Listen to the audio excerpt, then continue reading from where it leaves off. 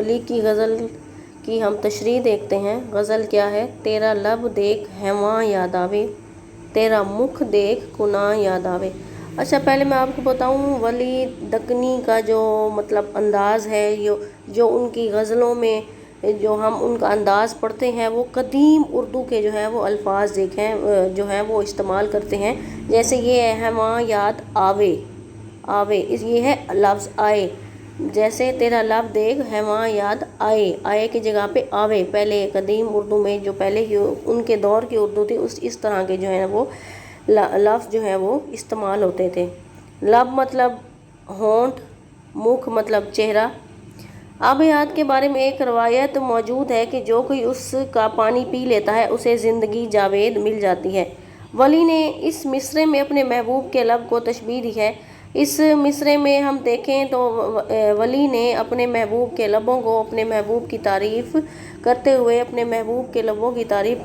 ان کے لبوں کو جو ہے وہ آب حیات کی مثال دی ہے کہ اس کی خوبصورتی کو جو ہے انہوں نے اس کی تشبیہ دی ہے کہ آب حیات کی طرح تیرے لب ہیں، کہ تیرے لب کو دیکھ کر، تیرے چہرے کو دیکھ کر میں جی رہا ہوں، آب حیات ہے۔ اس مصرعے میں آب حیات کا جو ہے وہ لفظ موجود ہے، اس لیے چشمہ حیوان کو زندگی دوام کا چشمہ کہتے ہیں۔ اس کا وجود کہاں ہے، اس بارے میں روایات مختلف ہیں، لیکن اس کو کہیں وجود تھا تو اس کا آج کا ترقی یافتہ انسان جس نے زمین کا پاتال چھان مارا اس کا پتہ لگا۔ بہرحال شاعر اپنے محبوب کے لبوں کو چشمہ آب حیات سے مشابہت دی ہے کہ اے محبوب، جس نے تیرے لبوں کو چوم لیا یا جس نے تیرے لبوں کو دیکھ لیا، اس کے لیے وہ جو آب حیات سے جو ہے وہ مشابہت رکھتے ہیں کہ تیرے لبوں کی حلاوت کے گھونٹ پی لینے والا جو عاشق ہے جو ہے اس کے لبوں کو وہ امر ہو جاتا ہے۔ لہذا تیرے لبوں کو دیکھ کر آب حیات کی یاد آتی ہے کہ تیرا خوبصورت چہرہ دیکھیں تو دھیان جو ہے فلسطین کے شہر کنعان کی طرف جاتا ہے، جہاں حضرت یوسف علیہ السلام جیسی حسین و جمیل شخصیت نے جنم لیا۔ تجھ میں یہ دونوں خوبیاں دیکھتے ہیں، یعنی شاعر نے یہاں اپنے محبوب کے لب ہواں کو دیکھ کر کنعان سے تشبیہ دی اور ثابت کر دیا کہ میرا محبوب جو ہے وہ ان سے زیادہ حسین ہے۔ تیرے دو نین جب دیکھوں نظر بھر، تیرے دو نین جب دیکھوں نظر بھر، مجھے تب نرگساں یاد آوے۔ ٹھیک ہے، تیرے دو نین مطلب تیری دو آنکھیں، جب دیکھوں نظر بھر، کہتے ہیں میں محبوب جب میں تیری آنکھیں دیکھتا ہوں نظر بھر کے مجھے نرگساں جو ہے وہ یاد آوے، مطلب اپنے محبوب کی آنکھ کو نرگس کے پھول سے جو ہے وہ شاید تشبیہ دے رہا ہے۔ نرگس کا پھول خوبصورت بھی ہوتا ہے اور اس کی شکل آنکھ سے مشابہ بھی، آنکھ سے ملتی جلتی ہوتی ہے، اس لیے شاعر نے اپنے محبوب کی آنکھ کو گل نرگس سے جو ہے وہ تشبیہ دی ہے۔ یہ صرف شاعرانہ انداز ہے، وگرنہ محبوب کی آنکھ کو نرگس کے پھول سے کب نسبت۔ یہاں شاعر کہتا ہے کہ محبوب کی آنکھوں کو ذرا غور سے دیکھو تو مجھے ایسے باغ کا تصور آ جاتا ہے جہاں نرگس کے لاتعداد پھول کھلے ہوئے ہوں۔ یہاں پر میں آپ کو بتاؤں ولی دکنی کی شاعری، ان کی غزل گوئی اس وجہ سے زیادہ مشہور ہے کہ ولی اپنی غزلوں میں محبوب کی تعریف کرتے ہوئے نظر آتے ہیں، اور ولی کی غزلوں میں ہم محبوب کی تعریف ہی اکثر دیکھتے ہیں۔ محبوب کے حسن کو تشبیہات کے ساتھ جو ہے بیان کرنا، محبوب کی خوبصورتی کو بیان کرنا ولی کی غزل کی، ولی کی شاعری کی جو ہے وہ خصوصیت ہے۔ شاعر کہتا ہے کہ تیرے دو نین جب دیکھوں، ان میں شاعر مخاطب کہتا ہے کہ جب بھی محبوب کے دو نین یعنی آنکھیں دیکھتا ہوں، ان آنکھوں کو دیکھ کر مجھے نرگس کے باغ کا جو ہے وہ تصور آتا ہے کہ وہ اتنی خوبصورت ہے۔ تیری زلفاں کی طولانی کو دیکھے مجھے لیل زمستاں یاد آوے۔ تیری زلفاں کی طولانی، زلفاں یہاں پر ہے بالوں کا ذکر ہے، طولانی مطلب اتنی طویل ہے، اتنی جو ہے وہ لمبی ہے کہ مجھے لیل زمستاں جو ہے وہ یاد آوے، کہ لیل زمستاں مطلب کالی رات کہ جو ہے کالی رات کی طرح تیری جو محبوب جو زلفیں ہیں وہ اس طرح ہیں، کالی گھٹا ہے۔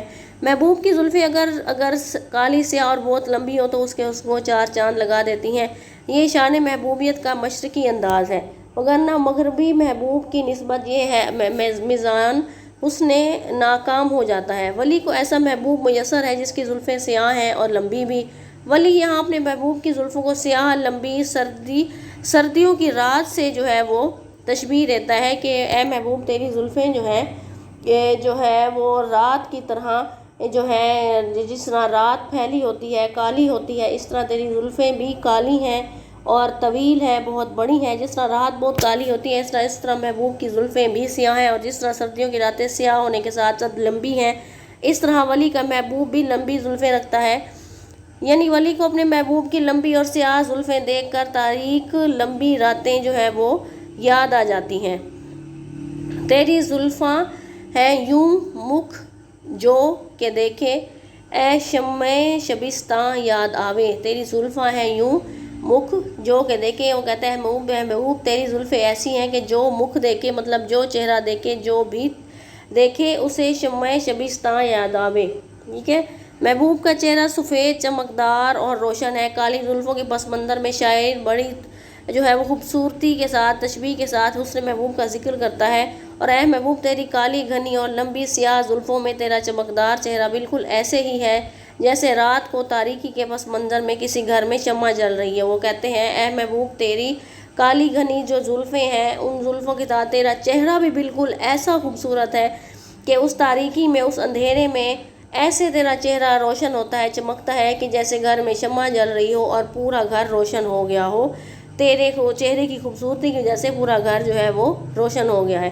بڑی خوبصورت اور بلیغ تشبیہ ہے جس نے ایک شعر کے حسن میں اضافہ کر دیا ہے تو دوسری طرف محبوب کی خوبصورتی کو دو چند کر دیا ہے۔ اگلا شعر دیکھتے ہیں۔ جو کئی دیکھے میری اکھیاں کو روئے، جو کئی دیکھے میری اکھیاں کو روتے، اے اسے بہاراں یاد آوے۔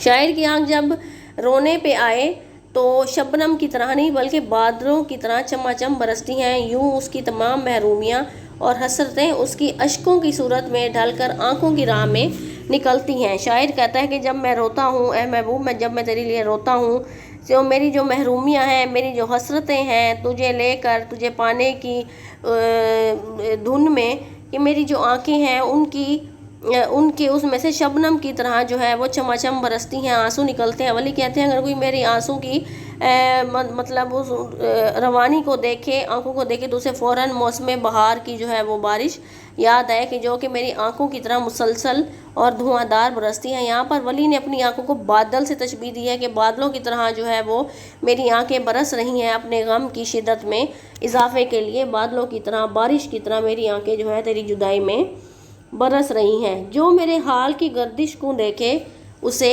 گرداب گرداں یاد آوے۔ وہ کہتے ہیں چلتے ہوئے پانی میں جو بھنور ہوتا ہے وہ ارد گرد کی چیزوں کو اپنے جو ہے ارد گرد جو ہے وہ لپیٹ لیتا ہے۔ کہتے ہیں میرے جو حال کی گردش کو دیکھے گا وہ ایسے محسوس کرے گا کہ جیسے وہ گرداب میں ہر چیز جمع ہو رہی ہے اور ہر چیز کو اکٹھا کر رہی ہے۔ اس طرح جو ہے میرے حال کو اگر کوئی دیکھے تیرے بغیر تو وہ اس طرح محسوس کرے گا جیسے چلتے پانی میں پڑنے والا بھنور اپنے ارد گرد کی تمام اشیاء کو کھینچ لیتا ہے، اور اس گرداب سے بچ نکلنا بہت کم لوگوں یا چیزوں کو نصیب ہوتا ہے۔ شاعر نے اپنے حالات کی نامساعد عدت کے باعث گردش میں مبتلا ہے۔ حالات کی اس ناموافقت نے اسے گویا گرداب میں جکڑ کے رکھ دیا ہے کہ ان حالات سے نکل سکنا اس کے بس میں نہیں رہا۔ شاعر کہتا ہے کہ میرے حالات ایسے ہو گئے، اے محبوب میرے حالات ایسے ہیں، میں تجھے یاد کرتا ہوں، میرے جو حالات ہیں وہ گردش میں ہیں اور مجھے اس طرح جکڑ لیا ہے گرداب میں، جس طرح جو بھنور میں جو ہے ساری اشیاء کو جمع کر لیتا ہے، مجھے بھی اس طرح حالات نے جو ہے وہ گرداب میں گھیر لیا ہے۔ چنانچہ ولی کہتے ہیں کہ ان دنوں جن گردشوں میں گرفتار ہو، اگر کوئی اس کا اندازہ کرنا چاہے تو وہ گرداب اور بھنور کا تصور کرے کہ اس طرح میں جکڑا ہوا ہوں، تو اسے شاید میری حالت کا اندازہ ہو سکے اور میری بے بسی کا بھی، کہ اس گردش حالات سے جو ہے میں نہیں نکل سکتا۔ ولی میرا جنوں جو کئی کے دیکھے اسے کوہ بیاباں یاد آوے۔ کوہ بیاباں مطلب پہاڑ اور جو ہے بیاباں وہ یاد آئیں۔ جنون اور پاگل پن کی حالت میں انسان آبادیوں سے دور بھاگنے کی کوشش کرتا ہے، اپنے جیسے لوگ اس کو ایک آنکھ نہیں پاتے، اس کا ماحول اسے کاٹ کھانے کو دوڑتا ہے، ظاہری سی بات ہے۔ لہٰذا اگر اسے پناہ ملتی ہے تو وہ صحراؤں یا پہاڑوں میں، اگر وہ چاہے تو سر ٹکرائے یا صحرائی وسطوں میں کھوئے اور وہاں پر جیسے مجنو کی حالت ہوتی تھی کہ وہ صحراؤں کا رخ کرتا تھا اور مارا مارا پھرتا تھا، اور وہیں پر اس نے جان دی۔ ولی فرماتے ہیں کہ میں بھی جنون اور دیوانگی کی اسٹیج پر پہنچ چکا ہوں، جو کہ مجھے اس حال میں دیکھے تو اسے فوراً صحرا اور جو ہے وہ پہاڑ یاد آئیں کہ ایسی حالت میں شاعر ان جگہوں پر ہونا چاہیے تھا کہ جہاں ولی نے اپنی جنون کی کیفیت اور کوہ بیاں وہاں سے تشبیہ دی ہے کہ میری حالت جو ہے وہ مجنوں کسی طرح ہو گئی ہے، جس نے تنگ آ کر، لوگوں سے تنگ آ کر، حالات سے تنگ آ کر جو ہے وہ پہاڑوں اور بیاباں کی طرف رخ کر لیا تھا۔ امید کرتی ہوں آپ کو آج کی جو ہے تشریح سمجھ آئی ہوگی۔ اگر آپ کو ویڈیو پسند آئی ہے تو لائک اور شیئر کریں اور چینل کو سبسکرائب کریں۔ اللہ حافظ۔